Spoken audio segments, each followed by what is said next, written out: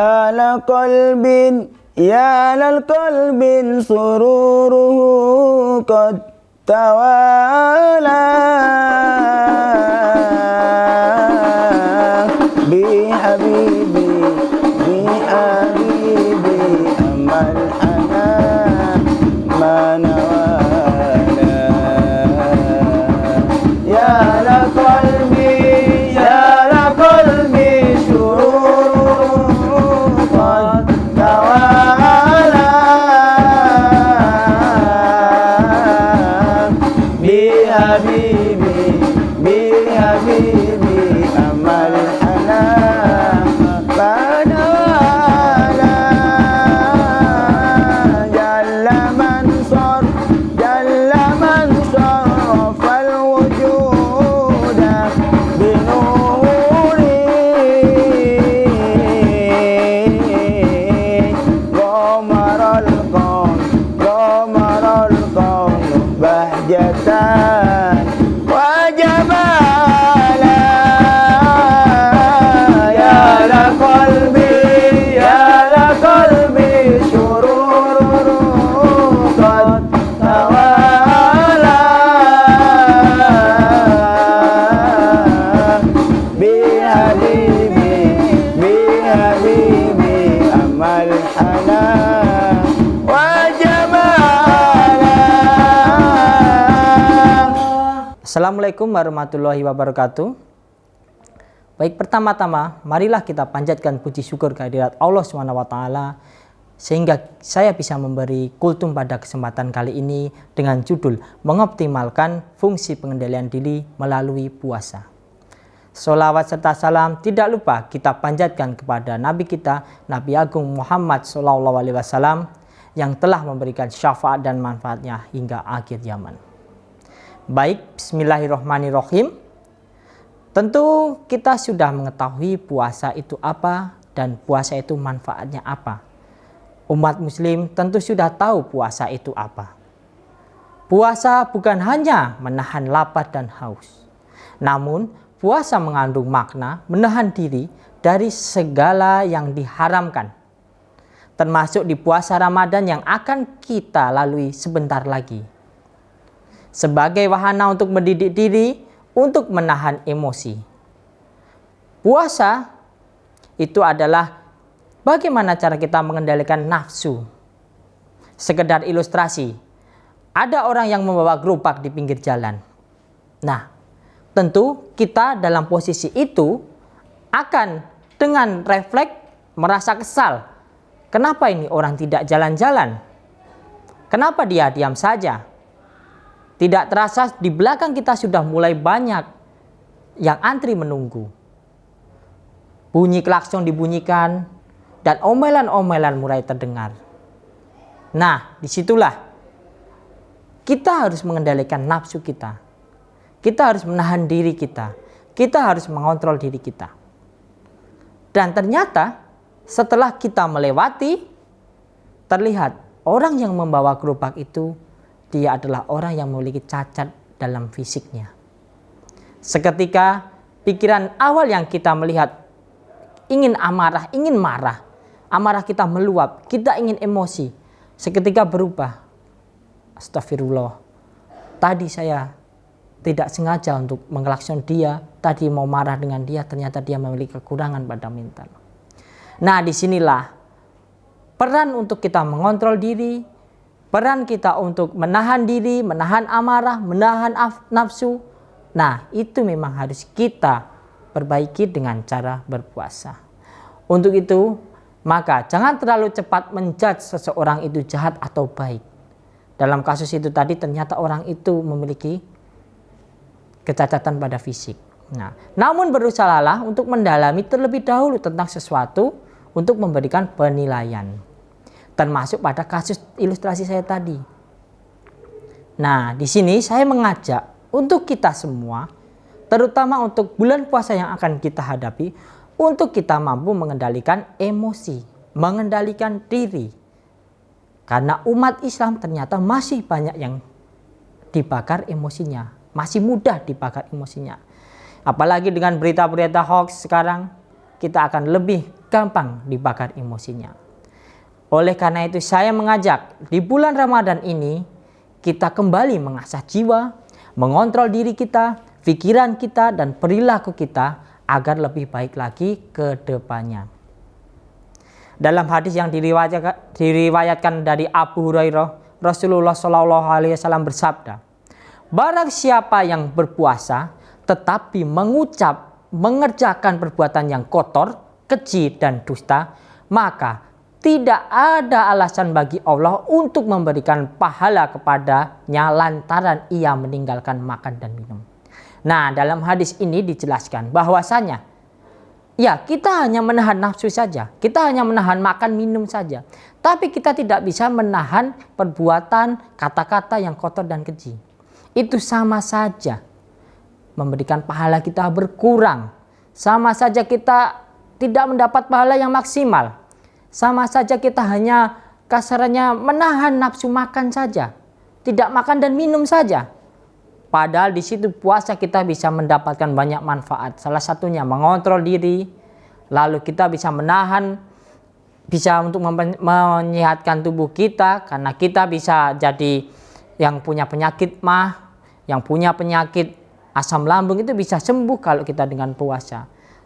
Asalkan niat kita adalah untuk Allah SWT. Nah, hadis itu tadi juga mengisyaratkan keutamaan pengendalian diri selama bulan berpuasa Ramadan. Memang perkara-perkara yang membatalkan puasa ialah makan dan minum secara sengaja. Jika tidak disengaja mungkin masih bisa untuk melanjutkan puasa. Dan berhubungan intim layaknya suami istri itu juga tidak diperbolehkan dan akan membatalkan puasa. Akan tetapi nilai dan esensi dari berpuasa melampaui ketiga perkara itu.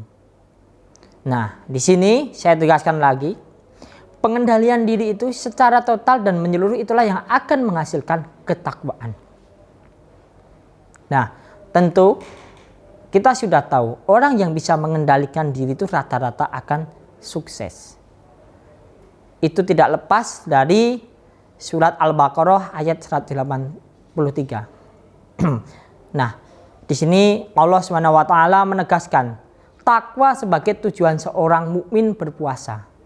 Implikasinya, pengendalian diri hendaknya dimanifestasikan dalam kehidupan sehari-hari, terutama di bulan suci Ramadan. Jadi dalam kehidupan sehari-hari, kita tentu harus mengimplementasikan yaitu pengendalian diri dan kita harus bisa melaksanakan puasa yang baik di bulan Ramadan agar di bulan suci Ramadan kita bisa mengoptimalkan pengendalian diri sebaik mungkin.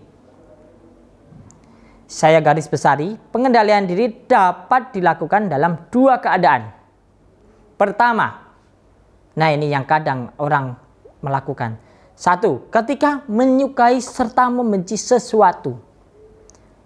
Seseorang atau sekelompok orang yang mengendalikan dirinya akan lebih proporsional dan objektif. Ia tidak a priori menerima ataupun menolak. Ia tidak ta'assub dan pik pada golongannya sendiri sehingga menolak kelompok atau golongan yang lain. Nah, di sini dalam ini kadang kita membenci golongan lain, merasa golongan kita yang benar, merasa kelompok kita yang paling oke, padahal belum tentu. Maka dalam kaitan ini Rasulullah SAW bersabda, cintailah orang yang Anda cintai sederhana saja. Sebab siapa tahu kelak ia akan menjadi orang yang Anda benci. Nah ini ya. Dan sebaliknya, bencilah orang yang Anda benci sederhana saja. Sebab siapa tahu kelak dia akan menjadi orang yang Anda cintai. Maka dari itu, kontrol diri itu penting, pengendalian diri itu penting. Karena apa?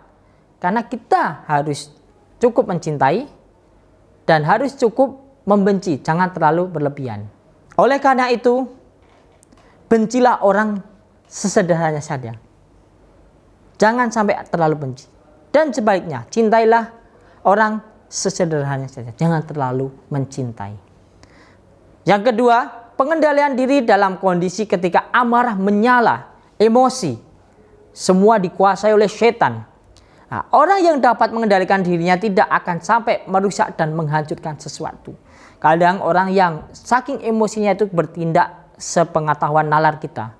Kita rusak segala sesuatu, kita pukul sesuatu. Dalam Al-Quran dikemukakan salah satu ciri orang bertakwa adalah mampu menahan amarahnya.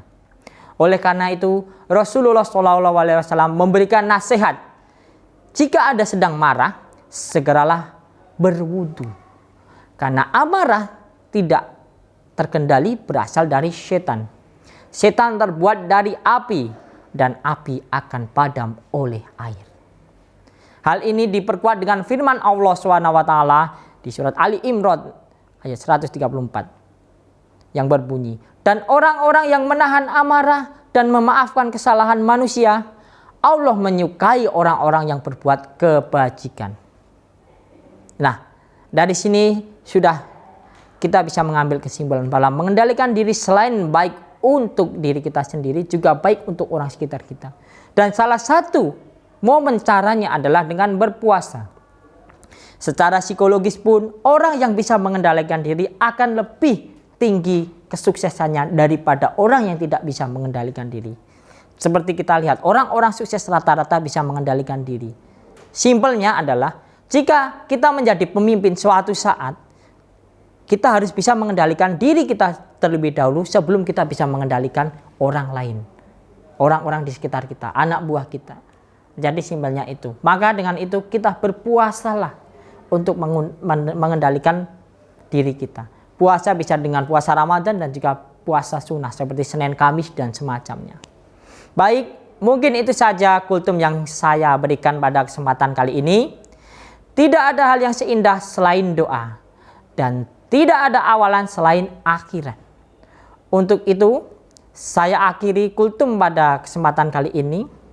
Kepada Anda semua yang mendengarkan, terima kasih telah mendengarkan kultum saya. Semoga bermanfaat. Terima kasih banyak atas perhatiannya. Saya akhiri. Wassalamualaikum warahmatullahi wabarakatuh.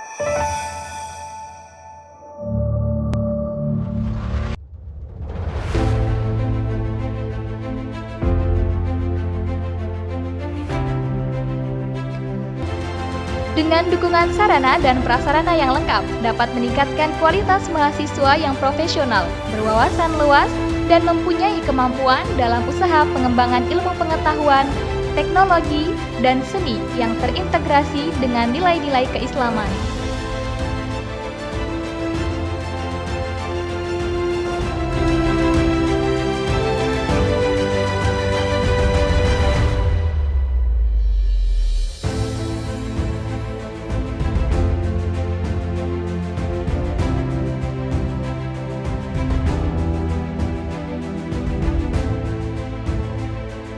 Jadi tunggu apa lagi? Segera daftarkan dirimu dan menjadi keluarga besar Fakultas Syariah dan Dakwah. Info selengkapnya kunjungi klik www.iainsorong.ac.id.